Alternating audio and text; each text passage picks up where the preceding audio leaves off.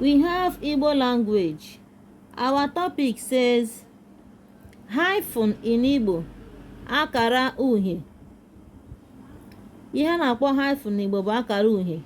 We use hyphen with the auxiliary verbs ga and the na. Look at the hyphen. Akara uhie. Ga is the auxiliary verb for future tense.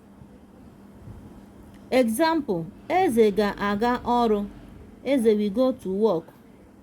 Ị ga-ahụ the hyphen maọbụ akara uhie ebe a. Eze ga-aga ọrụ. You will see the ga auxiliary verb with the hyphen before the main verb aga. Another one where you can see hyphen Igbo is with na. While na is auxiliary simple verb for present tense or continuous. For example, Eze na-aga ọrụ. Eze na-aga ọrụ. Eze is going to work. Na shows that it is continuous tense. Ihe na-eme oge ahụ. Ị na-ene onye ahụ anya ịhụ na ihe ahụ ka ọ na-eme. Na-eri nri, na-aga ọrụ, na-ete egwu. Continuous tense. Present continuous tense.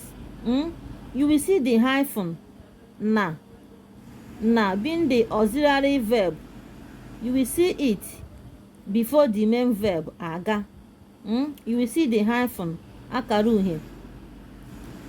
It is only on na and the ga as the auxiliary verb that uses the hyphen.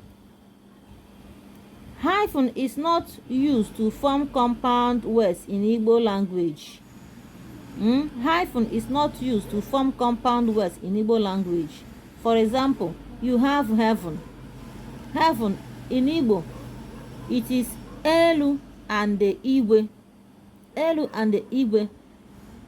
Remember, this is a word, elu. This is a word also, igwe. But it is one word. It means one word. Heaven, elu, igwe. So you cannot separate them. Like here you see elu, igwe. They are being written together. That is the good one. They put hyphen here. It is not good.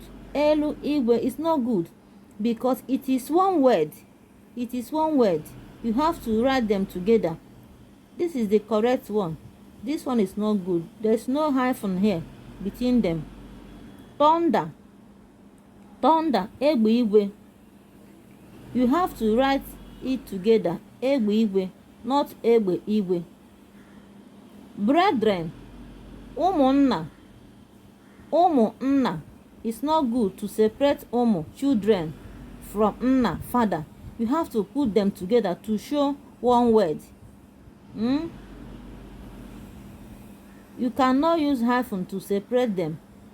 Hyphen works only with ga and na. That is what we are trying to say. Tụsara anyị ihe ozizi a, sonyere anyị na-aga n'ihu. Ka emesienụ. Ka emesie.